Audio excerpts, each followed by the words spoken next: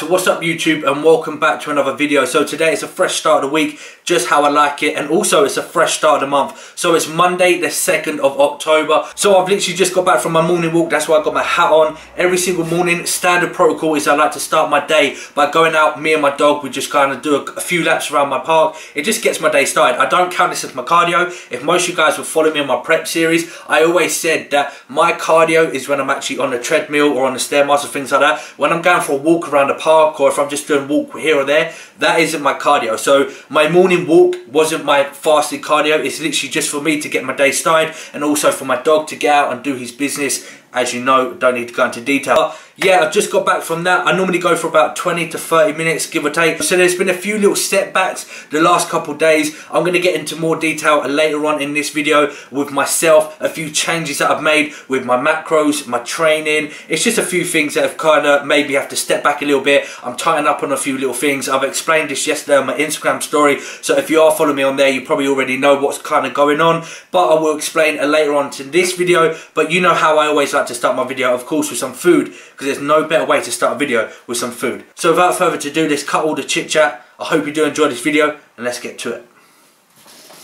Alright guys, so here we go, meal number one of the day, and this is also going to be my pre-workout meal. So to start off, I've got a bowl of oats, which is about 1 cup of oats, which gives me about 50 grams of carbohydrates, and on top of that I've got some cinnamon. Cinnamon and oats is unreal. If you never tried it, give it a try. If you have tried it and you don't like it, I don't know, there's something wrong with you. But cinnamon on oats is banging. And then with that, I've got myself some sea salt for sodium levels. Now, a lot of people ask, why do I put sea salt on my oats? I put sea salt and sodium on all my meals because this is what helps contract the muscles and get some better pumps during the workouts. And it's also what helps draw the carbohydrates and water into the muscles, so you look fuller, and like I said, it gives you those better pumps. So if you don't have sodium in your diet, make sure you add it in with using sea salt or pink Himalayan salt. Don't use table salt, that's the one that you want to avoid. So sea salt or pink Himalayan salt for better pumps and to get that more fullness in your muscles.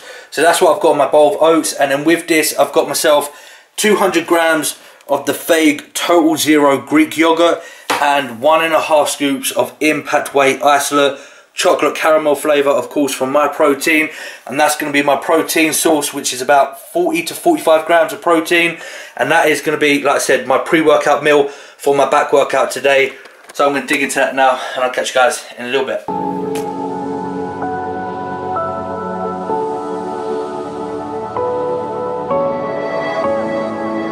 Bit by bit, creative imagination began with a new art form.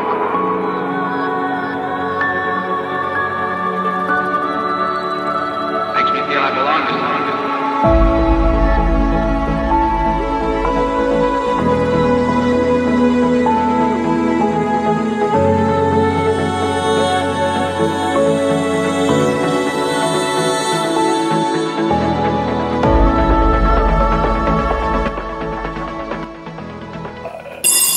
Trying to follow a diet that's... Alright guys, so I've just had my pre-workout meal, and I'm just about to put my supplements together for my pre-workout and my intra-workout shakes. Now, pre-workout, I'd normally have either these. As you can see here, I'm fully stocked up. So for you guys that are new to the channel, this is the Stimumax. If you can't guess, it's a stim-based pre-workout.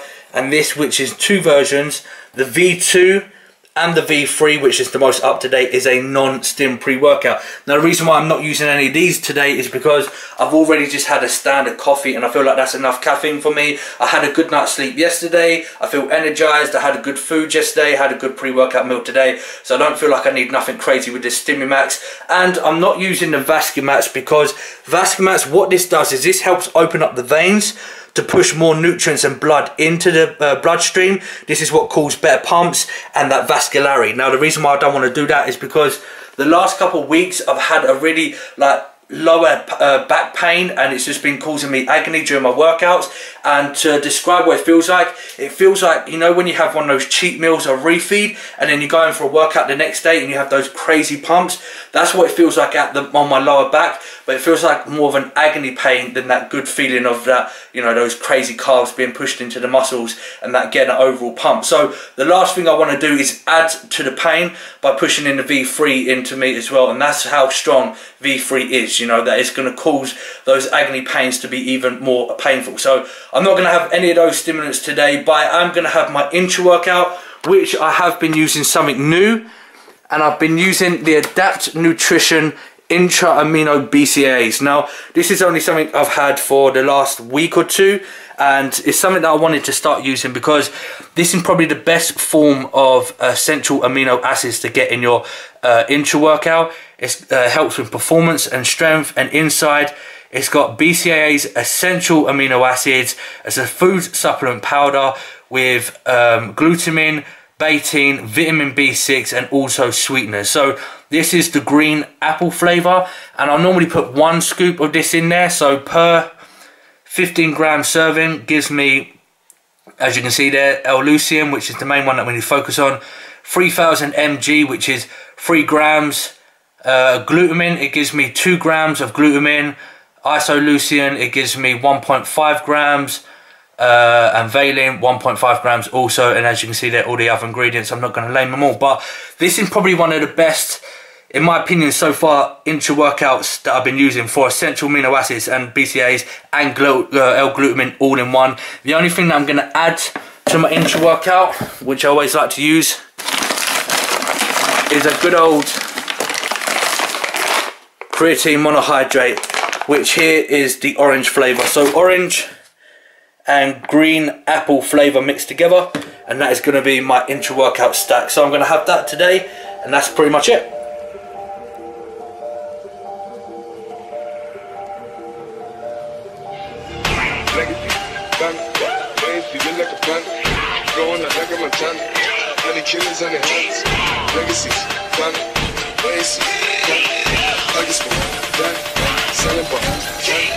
Ain't on the macho like Randy. Your chopper go out for granted. This nigga pull up your bandit. The killers understand it. I got broads in Atlanta. Twisted the D in the van. Credit cards and the scammers. Yeah, police in the van. Legacy, van. Macy, look like a van. Going out like a Montana. Them killers in the land. Legacy, van. Macy, van. Legacy, van. Smell about candy.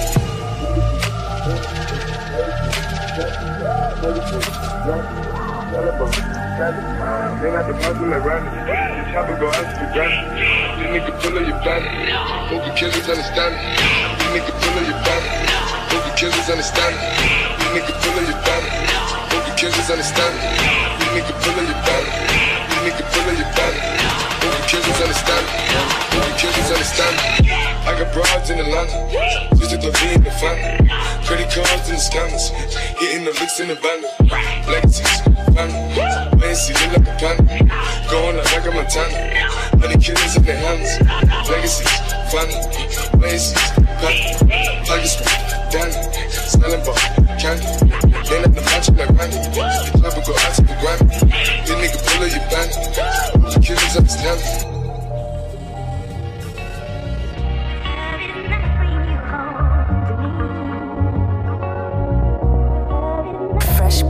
On the track.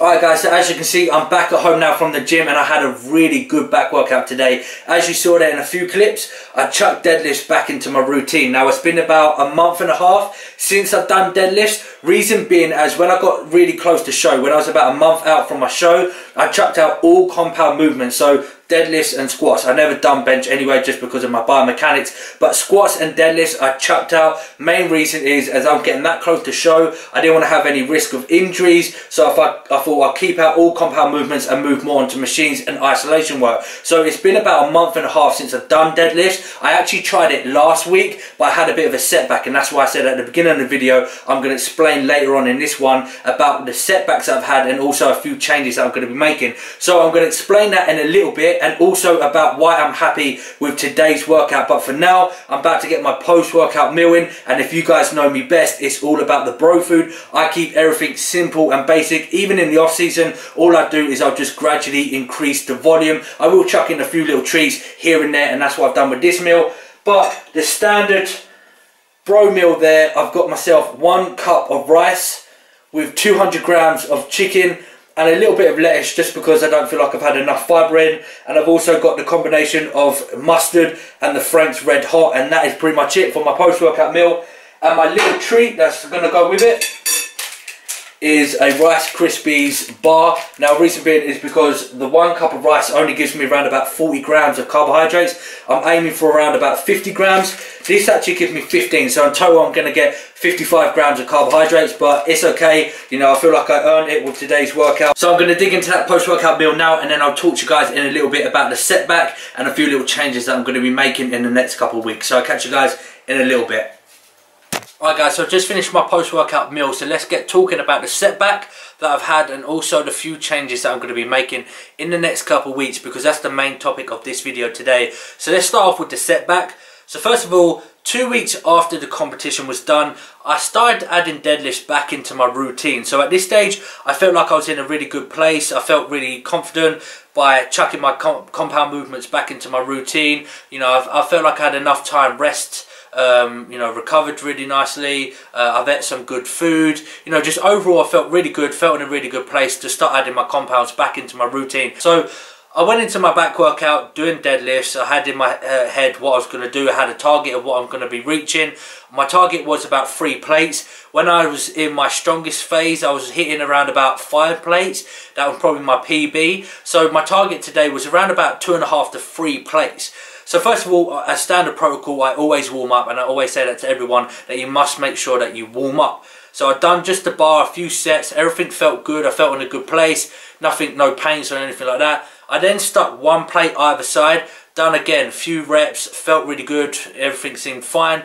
Then when I got to 2 plates either side, first rep went up nicely, the second rep went up nicely as well. But when I got to the 3rd and 4th rep, for some reason, I started getting this little lower back pain. It was almost, to describe it, like a pump. And then first of all, I tried to just ignore it and think maybe it might be just because of the carbohydrates and all the treats that I've had over the last couple of days, like the sugars and things like that. I'm just getting a lower back pump. So I tried to just ignore it and carry on with my workout. Then I went on to the next set and so on, and it kind of got to a point where it was kind of discomfort now, and it was kind of more painful than it was just like a pump. So I left deadlifts and then finished off my workout, and I thought I'd just kind of rest as much as I can. I'll stretch it out and I'll go back next week and see how it is then. The following week, so this is now 3 weeks post show, I'd done deadlifts again, same protocol, done my warm up, 1 plate, 2 plate. Then when I got to that 2 plates again, for some reason, round about 1st to 2nd rep, I had that pain again, but this time it was even worse. And I say this, it wasn't like a pump from carbohydrates and sugars and things like that. It was more of like an agonising pain. I felt like an old crippled man. I couldn't bend over. I couldn't pick up my bottle of water. I couldn't pick up any weights. So this was more than just a pump. This was an actual pain. You know, I had targets to hit with all my workouts, and I wasn't hitting those targets. And then it was even affecting my other workouts, like my leg day. I was trying to squat. I couldn't squat properly because it was hurting. I couldn't even leg press because of the lower back pain was even hurting then. So everything was just all affected because of this lower back pain, and it really demotivated me to want to go and train. So even the days that I did train, I just felt like I wasn't giving it 110%. I wasn't hitting my targets that I had set for that day, and you know, there were some days that I even missed the training. I didn't go into the gym because of this lower back pain was causing me so much aggro. I just didn't even want to go and train. But the problem that I had that's caused this setback is I carried on eating the calories to my training. So my training I had written down was to 100%. So I had goals and targets that I had to hit, but I have my macros and my calories accordingly to my training. So I eat accordingly to my training. So if I'm giving it 100%, my nutrition will be around 100%. If I'm training around about 80%, I'll cut back a bit on my calories and whatnot and eat around about 80% to my training. So I keep everything on par. That way I'm not, you know, too far on a calorie surplus, and I'm not just going to be gaining unwanted weight. I'm actually putting the food to good use with my training. But because my training had a setback because of this lower back pain, what I should have done is I should have pulled back my calories a bit, mainly my carbohydrates. So the last video that you saw, I was eating around about 300 grams of carbohydrates per day. What I should have done is maybe pulled that back to around about 250, even as low as 200, because that would have matched my training intensity that I was doing at the time. But because I didn't, I feel like what's happened is the days that I had off when I should have been training, and even the days that I did train, I wasn't giving 100% with my intensity. I didn't cut back on my calories, and I feel like I've gained a few extra pounds that are unwanted and that I didn't really want to gain over the last couple of days. Now, I have chucked in a few treats. Now, I'm not saying I completely come off my diet and binged eat and all that. I have ate a few things over the weekends that maybe I shouldn't have. Like on a weekend, I like to treat myself with a home-cooked meal or a pizza or a burger or things like that. I carried on eating those meals, when realistically what I should have done is I should have cut back on everything and ate accordingly to my training. So if my training was at 100% intensity, I'll eat to 100% intensity. If my training's at 80% intensity, I'll eat to 80% intensity. So you get the gist of what I'm talking about. So the strategy that I'm going for the next couple of weeks is I want to tighten up a little bit. Nothing dramatic, like I said to you guys earlier. I only want to drop about 5 pounds. So I feel like overall I've gained about 3 to 4 pounds over the last couple of days, and most of it's going to be just from the carbohydrates, the glycogen, water and things like that. So the next couple of weeks to drop 5 pounds is going to be no mental task at all. I'll probably be able to do it in the next couple of days if anything, but I just want to drop these next I just want to drop 5 pounds just so mentally I feel better and I can kind of get back on track. And I can kind of go back to the point where I'm eating to the intensity of my training. And as the intensity of my training picks up again, I'll start increasing my carbohydrates and my calories again. So what I'm going to be doing for the next couple of weeks, I'm pulling back from 300 grams of carbohydrates to 200 grams.